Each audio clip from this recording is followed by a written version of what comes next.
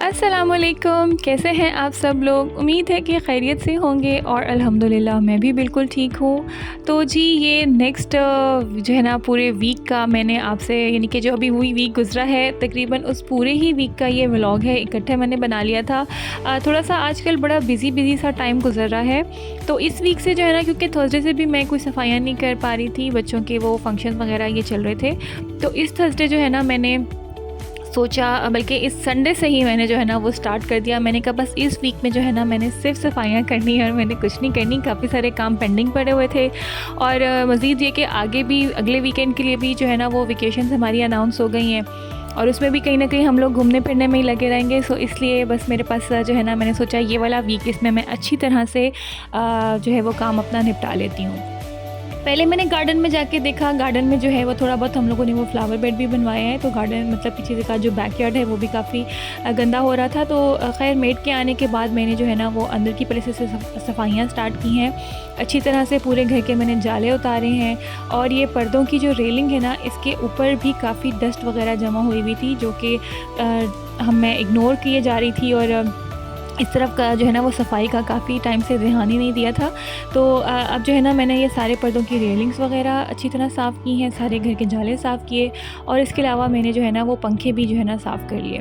तो इस दिन जो है ये संडे से मैंने जो है ना व्लॉग की रिकॉर्डिंग स्टार्ट की थी। तो संडे में मेरी जो है ना वो हाउस हेल्प भी आती है, तो उसके साथ मिलके मैंने अच्छी तरह से सारी सफाई कर ली थी और दिल को एक तसल्ली सी हो जाती है कि चलो अपनी तरफ से तो आपने फुल एफ़र्ट पुट की है। बाकी ज़ाहिर है आप ईच एंड एवरीथिंग बहुत डिटेल में क्लीन नहीं कर पाते हैं।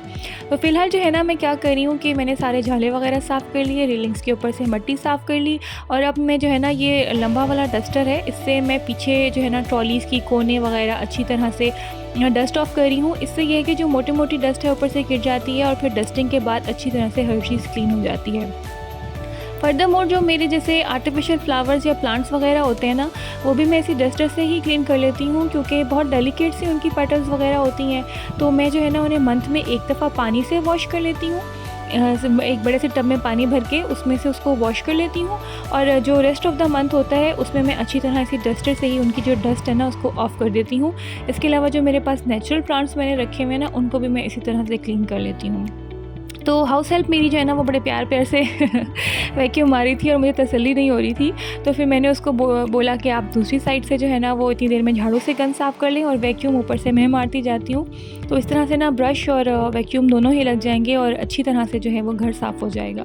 तो मुझे ये होता है कि एक दिन भी आप अच्छी तरह से डिटेल में सफाई कर लेना तो पूरा वीक आपका अगर आप खाली ऊपर से भी ब्रश वगैरह से क्लीनिंग कर लेते हैं तो वो काफ़ी जो है ना डस्ट ऑफ रहती है। तो वंस इन अ वीक जो है ना वो अच्छी तरह से इस तरह से डिटेल में जो है हर चीज़ साफ़ कर लेनी चाहिए। एक दिन आपकी मेहनत लगती है लेकिन फिर बाकी के दिन बहुत आराम से गुजर जाते हैं। तो खैर मैं क्योंकि पिछला पूरा वीक रेस्ट भी करती रही हूँ, मैंने कोई घर की तरफ इतना कोई ख़ास काम नहीं किए थे, सिर्फ ये कि बच्चों के काम आ रहे थे या हम लोग बाहर घूम फिर रहे थे। तो फ़िलहाल मेरे अंदर एनर्जी भी बहुत ज़्यादा थी कि अच्छी तरह मैं जो है ना वो हर काम कंप्लीट कर लूँ। तो जितनी देर में मेरी हाउस हेल्प रही उसके साथ मैंने अच्छी तरह से अपने नीचे वाली जो है ना वो पोर्शन क्लीन कर लिया था। तो बस अब यहाँ पर जो है ना वो खाना बनाने का टाइम हो रहा था क्योंकि बच्चों को पिक करने से पहले मैंने खाना वगैरह भी बनाना होता है। तो मैं फिर क्या कर रही थी कि मैंने यहाँ पर जो है ना वो 2 दिन का खाना बना लिया था क्योंकि नेक्स्ट डे जो है वो मेरी हाउस हेल्प ने नहीं आना था। तो फिर मैंने सोचा कि ऊपर का पोर्शन जो है ना वो मैं ख़ुद अच्छी तरह से सफाई कर लेती हूँ। वैसे भी जब मैंने बहुत डिटेल में डीप क्लीनिंग करनी होती है तो फिर मुझे ये मेड्स वगैरह पर या हाउस हेल्प पर कोई वो नहीं होता रिलाय, मैं खुद ही जो है ना वो लगकर आराम से कर लेती हूँ। तो खैर इनका ये होता है कि चलो साथ साथ ये चीज़ें वगैरह हटवाते जाते हैं लेकिन ऊपर वाले इसमें इतना वो है नहीं, बेड्स वगैरह ही बच्चों के ज़्यादा पड़े हुए हैं या हमारे रूम में बेड्स हैं। तो बस यहाँ पर इसलिए मैंने ना अब जो रेस्ट ऑफ द डे था उसमें मैंने जो है ना 2 सालन रेस्ट ऑफ द डे में के लिए मैंने 2 सालन ही बनाने थे। तो यहाँ पर मैं उनकी प्रिपरेशन कर ली हूँ। तो एक मैं यहाँ पर क्या बनाने लगी हूँ, मैं चिकन बनाने लगी हूँ और साथ में मैं बनाने लगी थी आलू पालक। तो यहाँ पर सिंपल मैंने क्या किया, मसाला भून लिया अदरक और लहसुन और प्याज डाल के और बाद में मैंने टमाटर कट करके डाले हैं। चिकन को मैं साथ साथ टमाटरों के ही भूनती जा रही हूँ और यहाँ पर जो है ना मैं ये टमाटर भी अलग से डालकर इनका पेस्ट सा बना रही हूँ। जब ये प्रॉपर मसाला मेरा भुन जाएगा तो इसमें मैं जो है वो पालक ऐड कर दूँगी। तो जो है साथ साथ में मेरे ये काम भी हो जाएंगे और फिर नेक्स्ट डे मुझे खाना भी नहीं बनाना पड़ेगा और आराम से जो है ना मैं वो सफाई वाला काम कर लूँगी, तो टायरिंग नहीं लगेगा। तो वैसे मैं ऐसे ही करती हूँ, जब भी मुझे कोई पूरे वीक का काम हो तो मैं एक ही दिन खड़े होके आराम से सारा खाना वाना बना लेती हूँ, ताकि जब मैं काम कर रही हूँ तो फिर मुझे कोई डिस्टर्बेंस ना हो। तो एट टाइम्स ऐसे होता है जब आपके पास कोई हेल्प एक्स्ट्रा जो है ना वो मौजूद ना हो, फिर आप लोग यही सोचते हैं कि किस तरह से काम को जो है ना वो मैनेज करें, किस तरह से अपनी रिस्पॉन्सिबिलिटीज़ को स्केड्यूल करें। तो फिर जो है ना मैं अब आहिस्ता आहिस्ता ज़ाहिर है काफ़ी टाइम से अब मैं घर वगैरह मैनेज कर रही हूँ, तो फिर मैं ऐसे ही करती हूँ कि मैंने जिस दिन काम करना होता है उससे एक दिन पहले मैं जो है नेक्स्ट डे के लिए भी खाना वगैरह बना के रख लेती हूँ, ताकि जब मैं काम करूँ तो फिर मुझे ये टेंशन ना हो कि बच्चे आएंगे तो उनको खाना में क्या दूँगी, तो खाना मेरा जो है ना वो बना पड़ा हो। तो बस ये जो है ना जल्दी से मैंने ये दोनों सालन बना लिए थे। चिकन के साथ मैंने थोड़े से आलू भी ऐड कर लिए थे, क्योंकि थोड़ा बहुत जो है ना वो कभी बच्चों को अच्छा लगता है कि वो चिकन के सालन के साथ भी आलू गोश्त टाइप का सालन उनका बन जाए।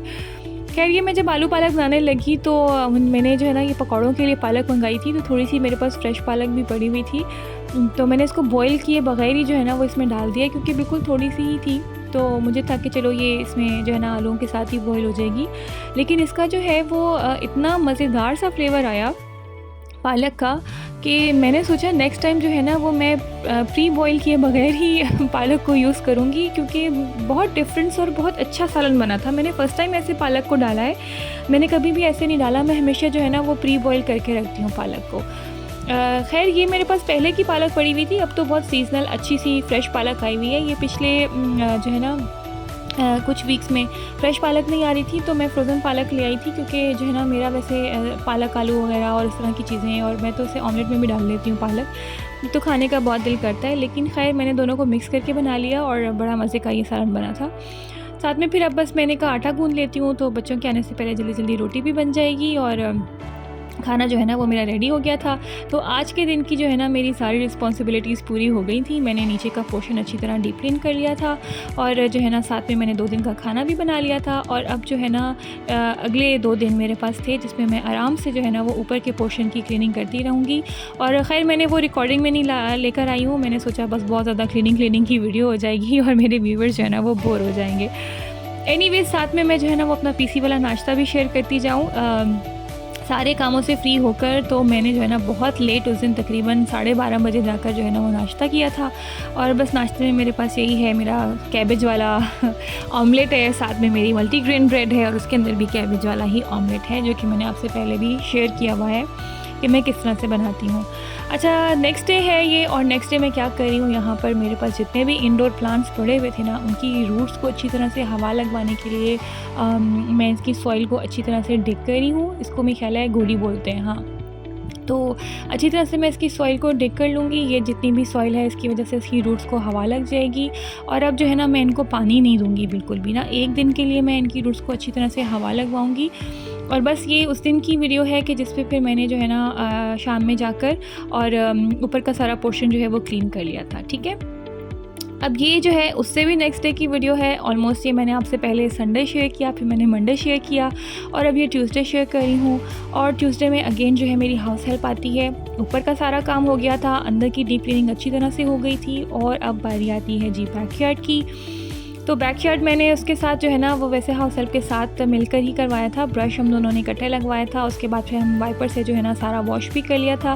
तो मैंने सोचा मैं आपको ये फ्लावर बेड भी दिखा दूँ। अभी हमने इसमें पौधे लगवाने हैं, जस्ट जो मेरे पास पहले से पौधे पड़े हुए थे वही मैंने इसमें डलवाए हैं। और यहाँ पर देखें काफ़ी मट्टी सी हो रही थी, पिछले दिनों सारे प्लांट्स वगैरह लगवाए थे, तो उसकी वजह से भी काफ़ी मट्टी फैली हुई थी। खैर अब जो है ना मैं यहाँ पर कैमरा अंदर रखने के लिए जा रही हूँ, क्योंकि फिर मुझे बाहर जाके उसकी हेल्प भी करानी है। खैर ये सारा हमने बैकयार्ड अच्छी तरह से वॉश कर लिया था।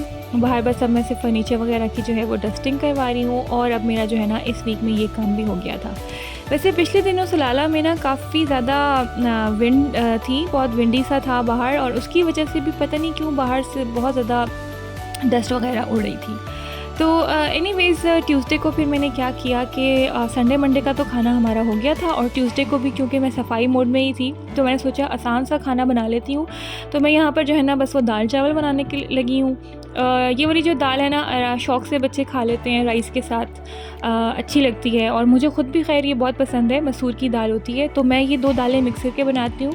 थोड़ी सी मैं धुली हुई मसूर डालती हूँ, सिर्फ जो है ना थोड़ा-सा इसका टेक्सचर के लिए थिक सी ग्रेवी सी बन जाती है।